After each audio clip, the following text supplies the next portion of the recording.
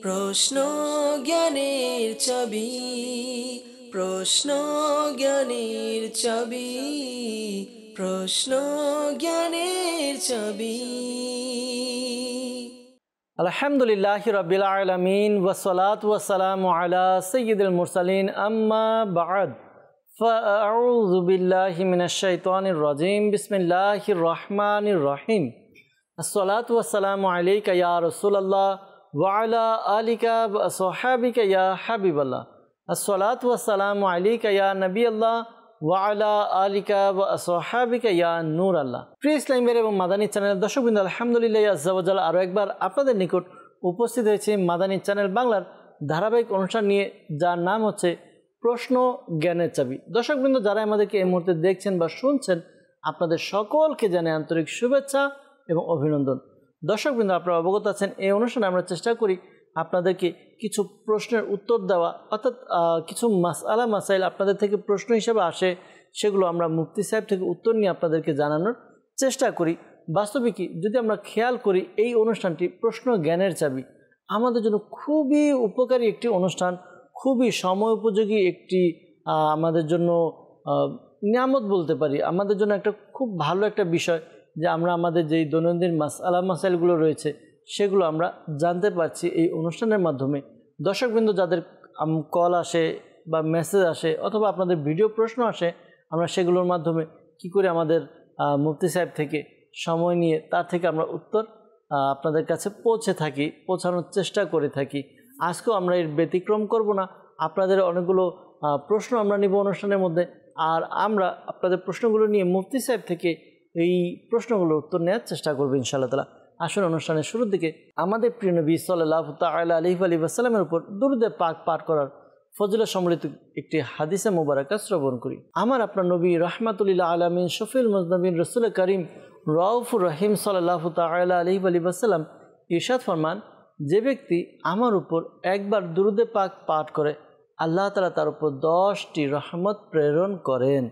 সুবহানাল্লাহ। দর্শকবৃন্দ, একটু চিন্তা করি, নবী পাক সাল্লাল্লাহু আলাইহি ওয়াসাল্লামের উপর দুরূদে পাক পাঠ করব, আর এর ফলস্বরূপ আমরা কী করব? আল্লাহ তাআলার পক্ষ থেকে রহমত আমরা পাবো। তো সৌভাগ্যবান ওই আশিকের রসুল যে আমার নবী সাল্লাল্লাহু আলাইহি ওয়াসাল্লামের উপর একবার নয় একাধিক অনেক অধিকারে দুরূদে পাক পাঠ করে। আল্লাহ তাআলা আমাদেরকেও বেশি বেশি দুরূদে পাক পাঠকারীদের তালিকায় আমাদের নামও যেন চলে আসে। আল্লাহ তাআলা দয়া করুক। আসুন আমরা অনুষ্ঠানের বরকতের জন্য একবার দুরূদে পাক পাঠ করি। সাল্লু আলাল হাবিব সাল্লাল্লাহু তাআলা আলা মুহাম্মদ সাল্লাল্লাহু তাআলা আলাইহি ওয়াসাল্লাম। দর্শকবৃন্দ, আপনারা দেখছেন অনুষ্ঠান প্রশ্ন জ্ঞানের চাবি। বাস্তবিক অর্থে প্রশ্ন জ্ঞানের চাবি। যত বেশি প্রশ্ন আমরা করতে পারবো তত বেশি আমরা ইলমে দিন জ্ঞান অর্জন করতে পারবো। জ্ঞান অর্জনের অন্যতম মাধ্যম হচ্ছে প্রশ্ন করা, আর এই অনুষ্ঠানের নাম আমরা রেখেছি প্রশ্ন জ্ঞানের চাবি। জি, জ্ঞান অর্জন করার মূল যে বিষয়টা সেটা হচ্ছে প্রশ্ন করা। তো আমাদের ইসলামী ভাইরা প্রশ্ন করেন আর আমাদের মুফতি সাহেব উত্তর প্রদান করেন, এর মাধ্যমে আমরা জ্ঞান অর্জন করে থাকি। দর্শকবৃন্দ, আমরা আপনাদের কিছু প্রশ্নগুলো নেব, আর প্রশ্নগুলো নিয়ে আমরা মুফতি সাহেব থেকে উত্তর নেওয়ার চেষ্টা করব। আসুন সরাসরি আমরা প্রশ্নের দিকে চলে যাব, যেন আমরা বেশি বেশি প্রশ্ন নিতে পারি, উত্তরও নিতে পারি ইনশাআল্লাহ তাআলা। জি, আমাদেরকে প্রশ্ন শুনিয়ে দিন। আসসালামু আলাইকুম। ওয়ালাইকুম সালাম রহমতুল্লাহি ওয়া বারাকাতুহু। আমার নাম কামরুল হাসান আত্তারি। আমার হুজুরের কাছে একটি প্রশ্ন। ধনী ব্যক্তি কুরবানির পশু ক্রয় করার পর অন্যকে অংশীদার নিতে পারবে? জানিয়ে দিলে খুশি হতাম। জি প্রিয় ভাই, আপনি আমাদেরকে প্রশ্ন করেছেন মুফতি সাহেবের কাছে যে যদি কোনো ধনী ব্যক্তি সে একটা পশু ক্রয় করলো কোরবানির জন্য, এরপরে সে অংশীদার নিতে পারবে কিনা। নর্মালি আমাদের প্রচলন সমাজের মধ্যে এটাই যে আমরা আগে থেকে কয়েকজন মিলে অংশীদার হয়ে যে এরপর কোনো পশু ক্রয় করি, কিন্তু ক্রয় করার পরে অংশীদার নেওয়া যাবে কিনা আসুন আমরা মুফতি সাহেব থেকে শুনবো। মুফতি সাহেব কি উত্তর দেন আমরা ইনশাআল্লাহ তাআলা মনোযোগ সহকারে শ্রবণ করি। মুফতি সাহেবের কাছে অনুরোধ থাকবে, আমাদের ইসলামী ভাই কামরুল ভাই তিনি প্রশ্ন করেছেন, প্রশ্নের উত্তর যদি দিয়ে দিতেন। জি, যদি কোনো সম্পদশালী ব্যক্তি কুরবানির জন্য বড় প্রাণী নিয়ে নিলেন আর তিনি বললেন যে আমি অন্য কাউকেও অন্তর্ভুক্ত করে নিচ্ছি, তো সর্বপ্রথম কথা হচ্ছে তার নিয়ত দেখতে হবে। যদি তার নিয়ত এমন থাকে যে আমি অন্য কাউকেও, অন্য কোনো শরিকদার পাওয়া গেলে আমি তাদেরকেও এই কুরবানির মধ্যে অন্তর্ভুক্ত করে নিব, তো এটা একেবারে জায়েজ, এটা একেবারে তিনি করতে পারেন, এতে কোনো ধরনের কোনো অসুবিধা নেই। আর যদি তিনি নির্দিষ্টভাবে ওনার জন্য কুরবানির জন্য নিয়ে নেন, এখন তার মধ্যে অন্য কাউকে অন্তর্ভুক্ত করা এটি একটি মাকরু আমল। তো এই জন্য যারা বড় প্রাণী নিচ্ছেন তাদের উচিত হলো প্রথম থেকে তারা যেন এই নিয়ত রাখেন যে তিনি কি নিজের জন্য করবেন নাকি এখান থেকে কাউকে অংশীদারও তিনি করে নেবেন। অনুরূপভাবে কিছু মানুষ প্রাণী বদলও করে নেন, প্রাণী নিয়ে নিলেন, এখন বলেন যে আমি এটা বদলিয়ে নিব। তো প্রাণী বদল করা এটা ধনী ব্যক্তির জন্য এটা জায়েজ, শুধুমাত্র সেই সময় হয় যখন তার চেয়েও ভালো প্রাণী তিনি নিতে পারবেন, যেটা দামের ক্ষেত্রে, মাংসের ক্ষেত্রে তার চাইতেও ভালো হবে, তখন তো ঠিক আছে। আর যদি এমন হয় কিংবা তার মতোই হয়, তখন জায়েজ হবে না, বরং যত টাকা বেঁচে যাবে সেগুলো সাদকা করে দিবেন। এখন উদাহরণস্বরূপ কোনো ব্যক্তি 1 লাখের প্রাণী নিলেন, এখন বললেন যে 80,000 টাকায় প্রাণী নিব, এটা বিক্রি করে দিব 20,000 বাঁচিয়ে নিব, তো এটা তার জন্য জায়েজ হবে না, বরং তার জন্য এখন শর্ত হচ্ছে যে তিনি এটাকে কুরবানি করবেন। জি দর্শকবৃন্দ, আমরা শুনলাম আমাদের মুফতি সাহেব খুব চমৎকারভাবে উত্তর দিয়েছেন যে যদি এরকম অবস্থা হয় তাহলে কি করবে, কি করা দরকার, আর নিয়তের দিকে খেয়াল রাখতে বলেন। আল্লাহ তাআলা আমাদেরকে ইখলাসের সাথে আল্লাহ তাআলা সন্তুষ্টি অর্জনের জন্য কুরবানি দেওয়ার তৌফিক দান করুক। কুরবানির মাস আল্লাহ তাআলা বরকত দান করুক, আল্লাহ তাআলা সবাইকে কুরবানি দেওয়ার তৌফিক দান করুক। জি খুব চমৎকারভাবে মুফতি সাহেব আমাদেরকে উত্তর দিচ্ছেন। ইনশাআল্লাহ তাআলা এভাবে আমরা থাকবো, সাথে থাকবো, প্রশ্ন করব, মুফতি সাহেবের উত্তর শুনবো, ইলমে দ্বীন অর্জন করতে পারবো ইনশাআল্লাহ আজ্জা ওয়া জাল। জি প্রশ্ন শুনিয়ে দিন। আসসালামু আলাইকুম ওয়া রাহমাতুল্লাহি ওয়া বারাকাতুহু। ওয়ালাইকুম আসসালাম ওয়া রাহমাতুল্লাহি ওয়া বারাকাতুহু। আমার নাম মোহাম্মদ নাহিদুল ইসলাম। হুজুর কাছে আমার একটা প্রশ্ন, সন্তান গর্ভে থাকা অবস্থায় আকিকা করা যাবে? জানিয়ে দিলে খুব ভালো হতো। প্রশ্ন করেছেন ইসলামী ভাই, তিনি জানতে চেয়েছেন যদি সন্তান গর্ভে থাকে, এখনও দুনিয়াতে আসে নাই, ভূমিষ্ঠ হয়নি, তো তার আকিকা করা যাবে কিনা, তো এ ব্যাপারে মুফতি সাহেব আমাদেরকে উত্তর দিবেন। আকিকা জন্মের পরে হয়ে থাকে, এমন নয় যে বাচ্চা এখনো জন্ম লাভ করেনি, মায়ের শেকেমের মধ্যে আছে, আকিকা করবেন। বাচ্চা জন্ম লাভ করুক, জীবিত জন্ম লাভ করুক। আর অধিক উত্তম হচ্ছে এটাই যে 7ম দিন যেন করা হয়, তখন তার আকিকা করবেন। কিন্তু জন্মের 2য় কিংবা 3য় দিন কেউ আকিকা করলে তো এটাও ঠিক আছে। আর 7ম দিন করতে না পারলে 14তম দিনে করুন, 21তম কিংবা 28তম দিনে করুন। আর যদি এই ধারাবাহিকতা রক্ষা করাও না হয় তখন আকিকা হয়ে যাবে। যতক্ষণ মানুষ জীবিত আছেন তার আকিকা হতে পারে, বাচ্চা বড় হয়ে গেছে তখনও আকিকা হতে পারে, এতে কোনো ধরনের কোনো অসুবিধা হবে না। কিন্তু এটা হতে পারবে না যে বাচ্চা এখনো জন্ম লাভই করেনি, এখন তার আকিকা করা হচ্ছে। অনুরূপভাবে বাচ্চা জন্মানোর পরে মৃত্যুবরণ করলো, তখনও তার আকিকা নেই। আচ্ছা সেই জীবিত ছিল অর্থাৎ 7 কিংবা 8 দিন, অতঃপর মারা গেল, তো যেহেতু মৃত্যুবরণ করেছে এখন তার আকিকা আর দিতে হবে না। আরও একটি প্রশ্ন নেব, এরপর ইনশাআল্লাহ তাআলা উত্তর আমরা মুফতি সাহেব থেকে নেওয়ার চেষ্টা করব। জি আরেকটি প্রশ্ন শুনিয়ে দিন। আসসালামু আলাইকুম। ওয়ালাইকুম সালাম ওয়া রাহমাতুল্লাহি ওয়া বারাকাতুহু। আমার নাম সাকিব আত্তারি। হুজুর কাছে একটা প্রশ্ন, এক গরুতে 7 আকিকা একসাথে করা যাবে কি? জানিয়ে দিয়ে খুশি হতাম। আমাদের ইসলামী ভাই সাইদুর রহমান ভাই তিনি প্রশ্ন করেছেন যে একটা গরুতে 7 অংশের 7টাই যদি আকিকার জন্য দেওয়া হয় তাহলে হবে কিনা, এই ব্যাপারে মুফতি সাহেব থেকে আমরা দিক নির্দেশনা নিব। মুফতি সাহেবের কাছে আরজ হচ্ছে, আমাদের সাইদুর রহমান ভাই যে প্রশ্ন করলেন, আপনি প্রশ্ন দেখেছেন, তো উত্তর যদি দিয়ে দিতেন যে উত্তর কি হবে। একটি গাভীর উপরে একসাথে 7টি আকিকা আপনি যেভাবে বলছিলেন, তো একেবারে একটি গাভীতে 7টি আকিকা হতে পারে, তখন কুরবানির কোনো অংশ বাকি থাকবে না সেখানে।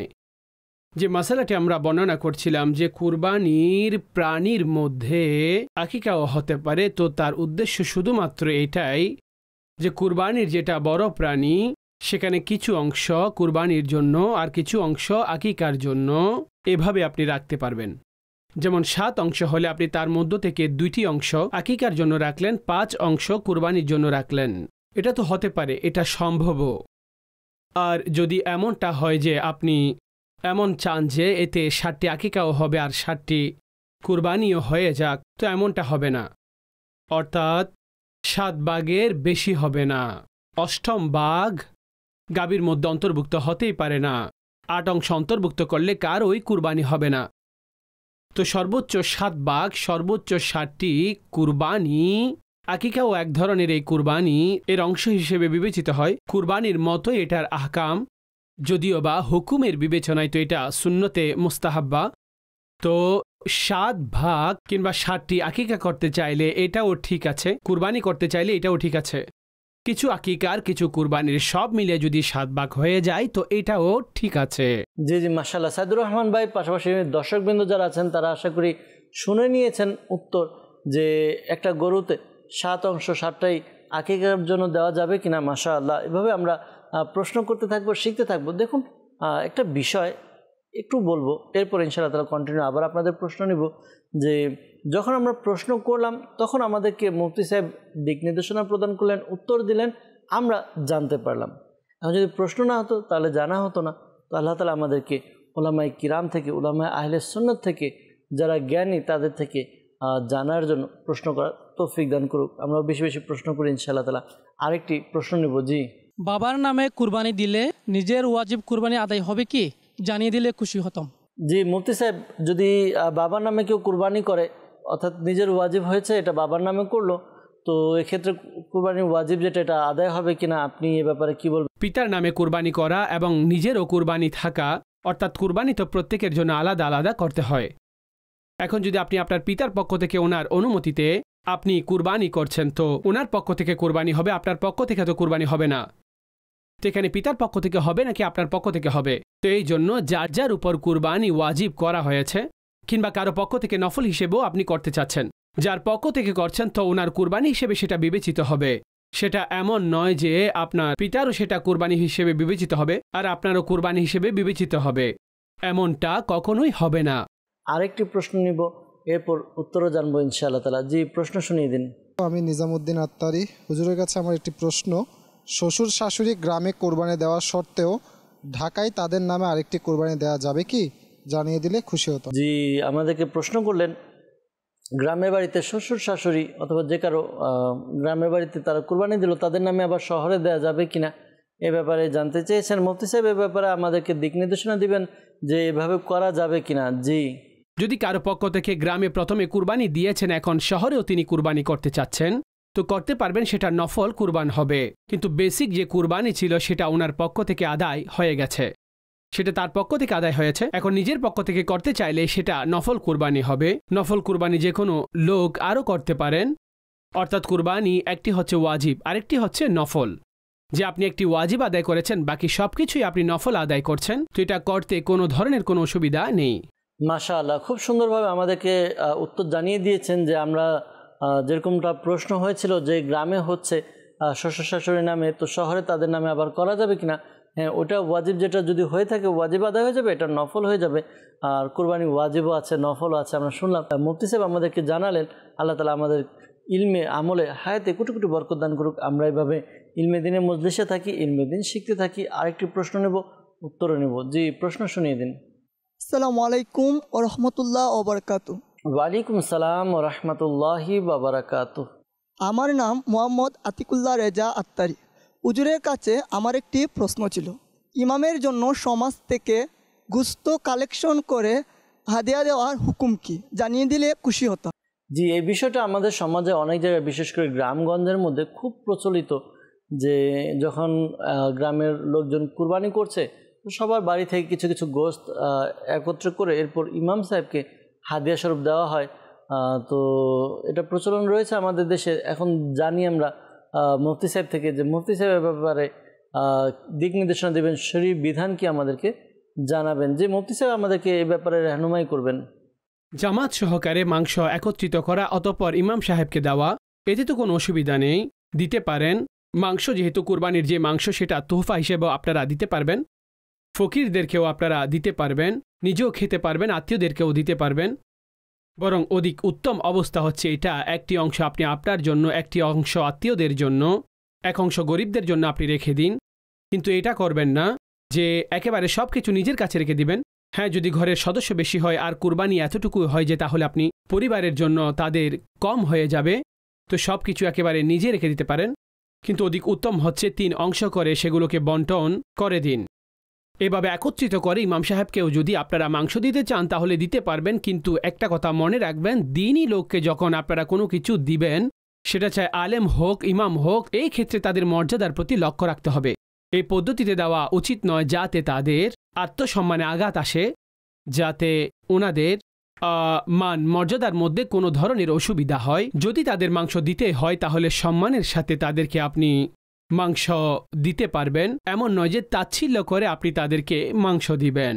জি, মুফতি সাহেব আমাদেরকে আরজ করলেন যে কোনো কিছু আমরা করতে পারবো, অর্থাৎ গোশত দিল, ইমাম সাহেবকে দিলে কোনো সমস্যা নেই, অসুবিধা নেই, দেওয়া যাবে।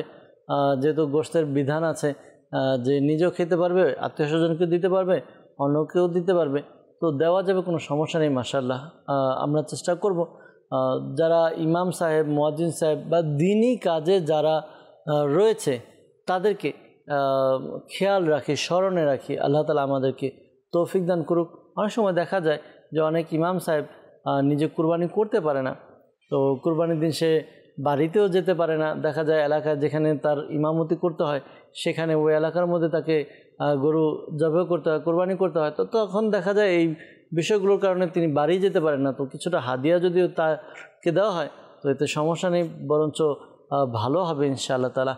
জি, আরেকটি প্রশ্ন নেব ইনশাআল্লাহ তাআলা, এরপর উত্তরও নেব।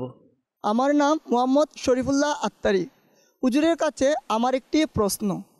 কুরবানির নিয়তে পোষা গরু ঋণগ্রস্ত হয়ে যাবার কারণে বিক্রি করে দিতে পারবে? জানিয়ে দিলে খুশি হতাম। যে মুফতি সাহেব আমাদেরকে এই ব্যাপারে রাহনুমাই করবেন। শুধুমাত্র ঋণ থাকা এটা কুরবানির জন্য কোনো ধরনের বাধা নয়। কেননা যদি কোনো ব্যক্তির উপরে ঋণ থাকে কিন্তু তার কাছে যতটুকু রয়েছে সেটা যদি এতটুকু হয় যে তিনি ঋণ দিয়ে দিতে পারবেন, তো তারপরও তার কাছে যদি নিসাব থাকে তো তাকে সাহেবে নিসাব বলা হবে। এখন কেউ প্রাণী কুরবানি করার জন্য রেখে দিলেন, ক্রয় করলেন, এখন যদি তিনি ঋণগ্রস্ত কিংবা শরীফ ফকির হন আর তিনি প্রাণীও ক্রয় করে নিলেন, কুরবানির জন্য কিনলেন, পালন করেননি, একেবারে পূর্ব থেকে প্রাণী বাচ্চা দিয়েছে আর তিনি বড় করেছেন না, বরং ক্রয় করেছেন, তো এমন ব্যক্তি সে প্রাণীকে বিক্রি করতে পারবেন না, কারণ তাতে তো শরী ওয়াজিব রয়েছে যে তিনি তার কুরবানি করবেন। আর সেই ব্যক্তি যিনি শরঈ ফকির নন, আর এমন ব্যক্তি কোনো প্রাণী ক্রয় করে নিলেন কুরবানি করার নিয়ত করে, তো ওনার উপর এটা তো আবশ্যিক নয় যে এই প্রাণী দিয়ে করতে হবে। তিনি যদি এটা বিক্রি করতে চান অথবা কিছুই করেন বিক্রি করতে পারবেন, কিন্তু এখন তিনি সেটা বিক্রি করে তার চেয়ে কম মূল্যের কিনতে পারবেন না, না হলে সেই টাকা সাদকা করতে হবে। যে যত টাকা দিয়ে তিনি একবারে আল্লাহ রাস্তায় খরচ করার জন্য বের করেছেন তো সেটা তিনি পূর্ণ করবেন। তো আপনার এই মাসালা এই দুই অবস্থায় রয়েছে যে আপনি কুরবানির জন্য যদি ঋণ থাকে তাহলে আপনি সেটা কুরবানির নিয়তে কেন ক্রয় করলেন। যদি তিনি সাহেবে নিসাব না হয়, কিছুই না হয়, তো যে ব্যক্তি সাহেবে নিসাব নন এবং কুরবানির জন্য তিনি প্রাণী ক্রয় করে নেন তো তার উপর শরীয়ত ওয়াজিব করে দেন। এটাকে এই উদাহরণ দিয়ে বুঝুন, এক ব্যক্তি নামাজ পড়লেন, শেষে 2 রাকাত নফল পড়েননি, তো এতে কোনো গুনাহ নেই, কিন্তু দ্বিতীয় ব্যক্তি যিনি সাথে নফল নামাজের নিয়ত করে নেন, তো যখন নফলের নিয়ত আপনি করে নিলেন তো এখন নফলের আপনি নিয়ত করেছেন, তো এই নফল আপনার জন্য পড়া ওয়াজিব, গুরুত্বপূর্ণ হয়ে যাবে।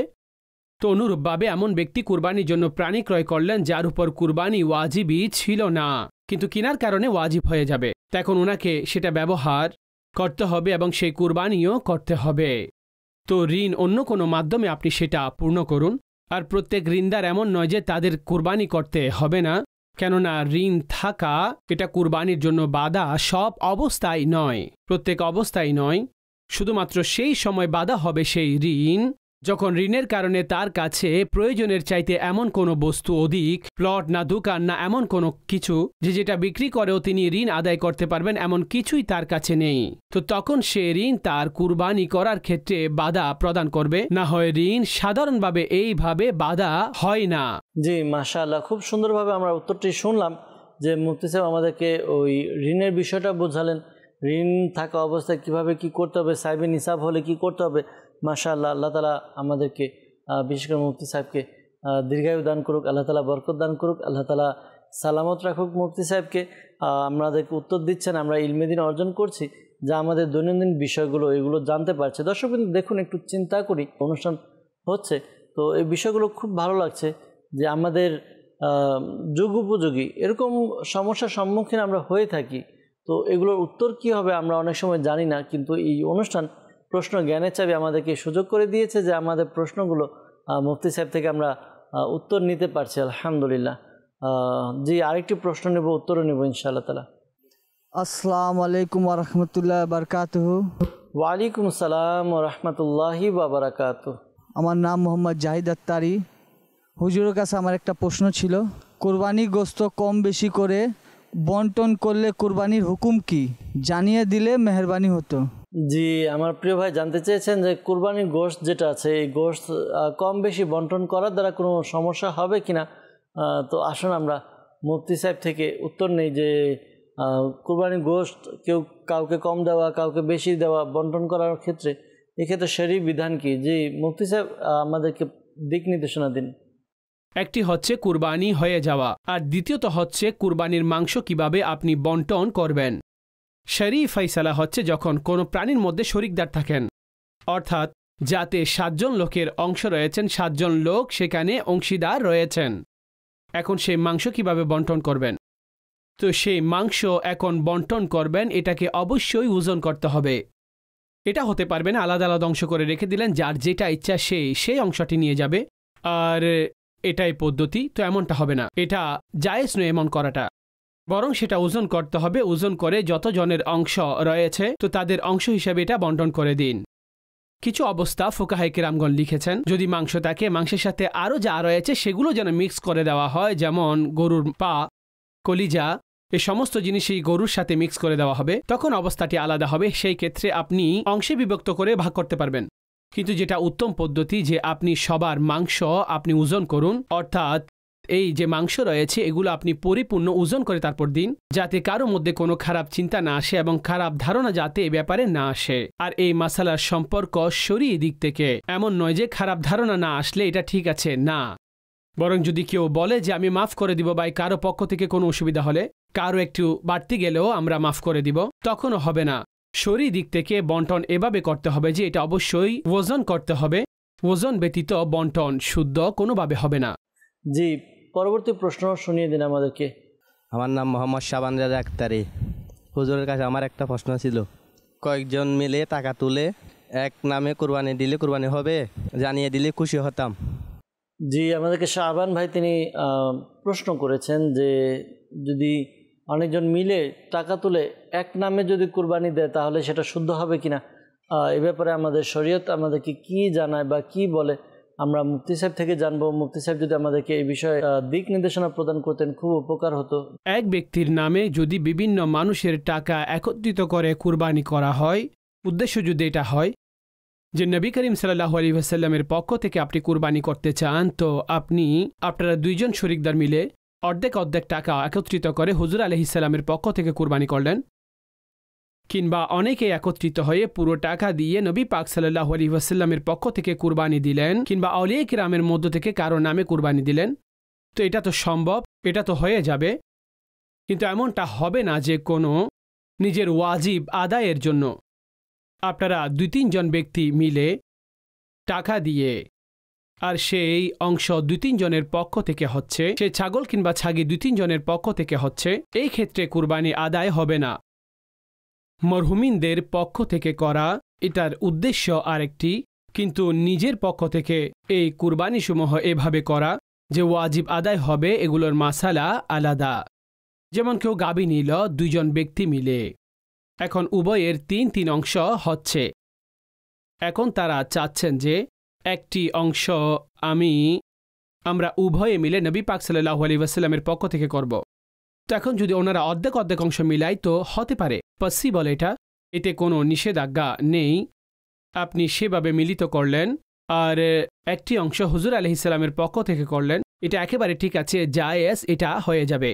কিন্তু এটা হতে পারবে না যে অর্ধেক অর্ধেক অংশ মিলিয়ে এখন কোনো ব্যক্তি যদি এটা বলে যে আমি কারো ওয়াজিব আদায় করছি, অর্ধেকের মালিক সে, অর্ধেকের মালিক এ ব্যক্তি, যদি কোথাও করতেও হয় সেটা এভাবে করতে হবে যে পুরো একটি অংশ তাকে হেবা করে দিতে হবে, পুরো একটি অংশ ওনার পক্ষ থেকে উনি, তখন তার মাসালা আলাদা। তো মাসালাটা এমন হলো যে বিভিন্ন লোকেরা মিলিত হয়ে যদি একটি প্রাণী ক্রয় করে এবং সেখানে রসুলে পাকের অংশ, সাহাবাই কেরাম, আউলিয়া কেরামের অংশ, মরহুমিন কিংবা আউলিয়াগণের অংশ এখানে মিলিত করতে চান, তো এইভাবে হতে পারে। উত্তর শুনতে পেয়েছি আমরা। দর্শকবৃন্দ যারা আমাদের এরকম একটা ডাউট ছিল যে কি হবে, এরকম করা যাবে কিনা। তো ওই ডাউট আমরা আজকে আশা করি ক্লিয়ার হয়ে গিয়েছি। মুফতি সাহেব আমাদেরকে উত্তর দিয়েছেন, মাশাআল্লাহ। জি দর্শকবৃন্দ, আমরা উত্তর শুনতে পেয়েছি। আমরা আরেকটি প্রশ্ন, আর আজকের অনুষ্ঠানের শেষ প্রশ্ন নিব। দেখি শেষ প্রশ্ন কি আর উত্তর কি হবে, তাও ইনশাআল্লাহ তাআলা শুনবো। জি প্রশ্ন শুনিয়ে দিন। আসসালামু আলাইকুম রাহমাতুল্লাহ। ওয়ালাইকুম সালাম ওয়া রাহমাতুল্লাহি ওয়া বারাকাতুহু। আমার নাম শাকিল আত্তারি। হুজুরের কাছে আমার একটি প্রশ্ন, যৌথ ফ্যামিলিতে কি সবার উপর কুরবানি ওয়াজিব? জানিয়ে দিলে খুশি হতাম। জি আমাদেরকে প্রশ্ন করলেন প্রিয় ভাই, জানতে চাইছেন যৌথ ফ্যামিলির মধ্যে সবার উপরে কি কুরবানি ওয়াজিব কিনা। এটার ব্যাপারে মুফতি সাহেবের কাছে যাব। মুফতি সাহেব আশা করি খুব চমৎকারভাবে বিষয়টি আমাদের নিকট উপস্থাপন করবেন ইনশাআল্লাহ তাআলা। জি মুফতি সাহেব। কুরবানি বংশধর আর পুরো ফ্যামিলির পক্ষ থেকে দেখা হয় না, বরং প্রত্যেক ব্যক্তিবর্গের আলাদা আলাদা হিসাব দেখা হয়।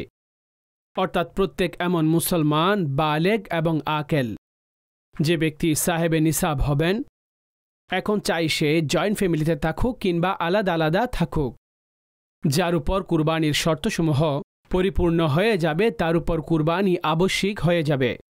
আর যার উপর কুরবানির শর্ত পরিপূর্ণ হয়নি, তো চাই সে একলা থাকুক কিংবা বংশধরের সাথে থাকুক কিংবা ফ্যামিলিতে কিংবা জয়েন্ট ফ্যামিলিতে, তার উপর কুরবানি আবশ্যিক নয়।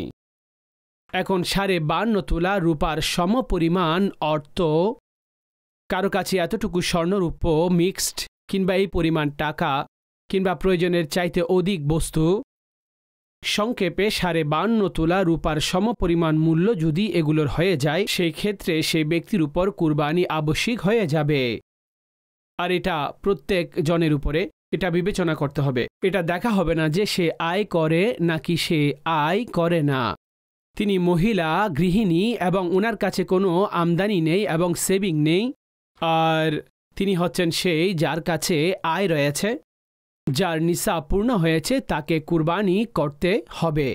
এখন চাই ঘরের কোনো ব্যক্তি ওনার পক্ষ থেকে ওনার কুরবানি আদায় করে ফেলুক কিংবা সে নিজের সম্পদ দ্বারা করুক, কুরবানি সর্বক্ষেত্রে ওনার জন্য আবশ্যিক হবে। এই চিন্তা করাটা ভুল যে পুরো পরিবারের পক্ষ থেকে একটি প্রাণী করবে। এখন একটি ছাগল পুরো পরিবারের পক্ষ থেকে যদি আপনি করেন, তো ছাগলের মধ্যে তো শুধুমাত্র একটি কুরবানি হবে, তাই না? ছাগলের মধ্যে তো অনেক অংশ থাকে না। তো একটি ছাগল, ছাগি, দুম্বা, ভেড়া যদি দুই ব্যক্তির পক্ষ থেকে করা হয় কিংবা পুরো ঘরের পক্ষ থেকে করা হয়, তো কারো কুরবানি হবে না, কেননা সেটা শুধু একজনের পক্ষ থেকে হবে। তো যত সংখ্যক ব্যক্তিবর্গ রয়েছেন, সাহেবে নিসাব রয়েছেন, সেই সকলের বিবেচনায় দেখতে হবে। যদি ঘরের প্রত্যেক সদস্য কুরবানির বিবেচনায় সাহেবে নিসাব হন, তো কুরবানি আবশ্যিক হবে। যদি অর্ধেক হয়, অর্ধেকের উপরে হবে। যদি 2-1 ঘরের প্রধান থাকেন এবং তাদের উপর আবশ্যিক হয়, তাহলে তাদেরকে কুরবানি আদায় করতে হবে। সংক্ষেপে পুরুষ হোক কিংবা নারী হোক, ছেলে হোক, ছেলের বউ হোক, যার যার কাছে নিসাব পাওয়া যাবে, কুরবানি তার উপর আবশ্যিক হবে। যখন অন্যান্য শর্ত কুরবানির তাতে পাওয়া যায়, অতঃপর তাদেরকে কুরবানি আদায় করতে হবে। আর কুরবানি আদায় করার অর্থ, ছাগল কিংবা ছাগি নিজের পক্ষ থেকে করুন, কিংবা বড় প্রাণী গাবি কিংবা উটের মধ্যে একটি অংশ নিয়ে নিজের পক্ষ থেকে কুরবানি করুন। যতজনের উপর আবশ্যিক তারা প্রত্যেকে আলাদা আলাদা অংশে কুরবানি করবেন। জি জি মাশাআল্লাহ। প্রিয় ভাই যিনি কল করেছেন, আশা করি তিনি জানতে পেরেছেন, মুফতি সাহেব থেকে উত্তর শুনতে পেয়েছেন। আল্লাহ তাআলা বরকত দান করুক। খুব চমৎকারভাবে মুফতি সাহেব আমাদেরকে উত্তর দিয়েছেন। অনুষ্ঠান শেষের দিকে চলে এসেছে। মুফতি সাহেবের জন্য দোয়া, আল্লাহ তাআলা মুফতি সাহেবকে আরও উন্নতি দান করুক, আল্লাহ তাআলা বরকত দান করুক। এবং মুফতি সাহেব যারা আছে, উলামা আহলে সুন্নতের ছায়া আমাদের উপরেও সর্বদা, আল্লাহ তাআলা সর্বদা আমাদের উপরেও মুফতি সাহেবদের ছায়া রাখুক, আল্লাহ তাআলা আসানি দান করুক। এভাবেই আমরা প্রশ্নের মাধ্যমে ইলমে-দ্বীন শিখতে থাকি। বিশেষ করে বলবো দর্শকবৃন্দ, আমরা মাদানী চ্যানেলে বিভিন্ন অনুষ্ঠান দেখি, ইনশাআল্লাহ তাআলা এর মাধ্যমে ইলমে-দ্বীন শিখতে পারবো ইনশাআল্লাহ তাআলা। দর্শকবৃন্দ, আগামী পর্বে আবারও দেখা হবে ইনশাআল্লাহ তাআলা আপনাদের সাথে। আরও কিছু প্রশ্ন নেব, মুফতি সাহেবের উত্তর থাকবে ইনশাআল্লাহ তাআলা। ততক্ষণ পর্যন্ত ভালো থাকুন, সুস্থ থাকুন, মাদানী চ্যানেলের অন্যান্য অনুষ্ঠান দেখতে থাকুন। সাল্লু আলাল হাবিব সাল্লাল্লাহু তাআলা আলা মুহাম্মদ সাল্লাল্লাহু তাআলা আলাইহি ওয়াসাল্লাম। প্রশ্ন জ্ঞানের চাবি, প্রশ্ন জ্ঞানের চাবি, প্রশ্ন জ্ঞানের চাবি।